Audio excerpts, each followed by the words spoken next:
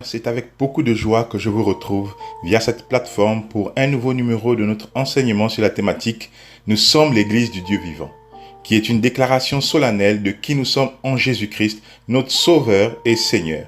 Une volonté manifeste et criarde d'être en condition ce que nous sommes en position en lui.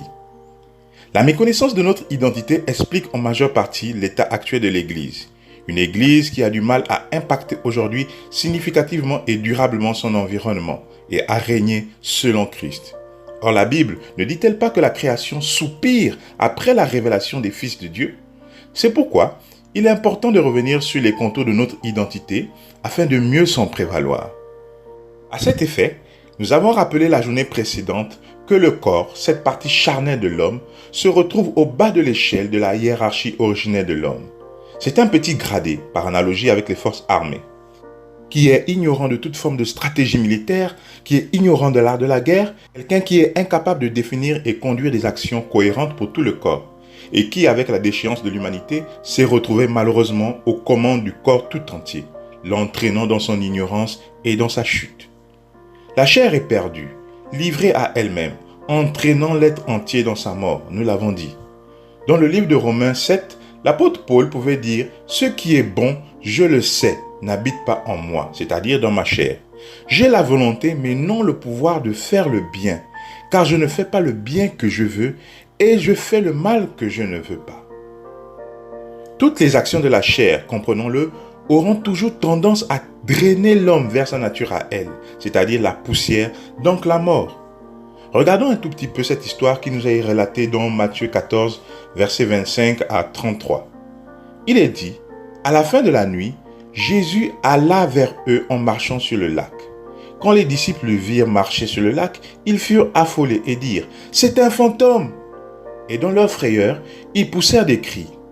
Jésus leur dit aussitôt, « Rassurez-vous, c'est moi, n'ayez pas peur. » Pierre lui répondit, « Seigneur, si c'est toi, ordonne-moi d'aller vers toi sur l'eau. » Jésus lui dit, « Viens. » Pierre sortit de la barque et marcha sur l'eau pour aller vers Jésus. Mais voyant que le vent était fort, il eut peur. Et comme il commençait à s'enfoncer, il s'écria, « Seigneur, sauve-moi » Aussitôt, Jésus tendit la main, l'empoigna et lui dit, « Homme de peu de foi, pourquoi as-tu douté ?» Ils montèrent dans la barque et le vent tomba.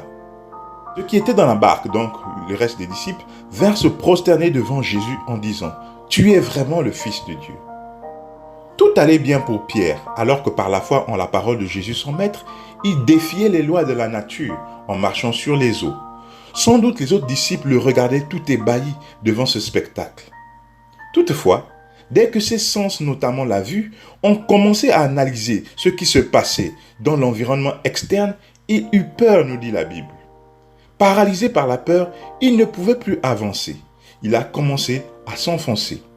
Eh oui, ses sens aux commandes étaient largués par les forces en présence. Il n'était plus capable de marcher selon la volonté de son maître. Et la chair n'a pu faire que ce qu'elle sait faire, l'entraîner à la mort. Dieu merci, il a crié au Seigneur qu'il a délivré de cette situation. Même le Seigneur Jésus, à Gethsémani, à plusieurs reprises, a désiré que cette coupe du calvaire s'éloigne de lui si c'était possible. Il était de plus en plus proche et conscient du chemin qu'il devait passer. Sa chair a redouté la crucifixion. Toutefois, il s'en est remis à la volonté de Dieu. Il pouvait préciser tout de même à ses disciples de veiller et prier afin de ne pas tomber dans la tentation. Parce que l'esprit est bien disposé, mais la chair est faible. Gardons toujours à l'esprit, bien-aimé, que tant qu'elle le peut, la chair sert et servira toujours ses intérêts en premier lieu, ce qu'elle trouve bon. C'est par la nouvelle naissance, qui est la naissance de l'esprit, par le Saint-Esprit, que l'ordre divin est rétabli. Oui, c'est possible. Paul pouvait dire en Éphésiens 2, verset 3, « Nous tous, aussi, nous étions de leur nombre. Notre conduite était dictée par les désirs de notre propre nature, puisque nous accomplissions les volontés de la nature humaine et de nos pensées. Et nous étions par notre condition même destinés à la colère, tout comme les autres. » Étant arrivés au terme de notre temps, nous nous arrêterons par là aujourd'hui en espérant vivement vous retrouver. Entre-temps, que la richesse de sa grâce nous soit encore un peu plus révélée afin d'être des acteurs efficaces pour le royaume de Dieu. Shalom.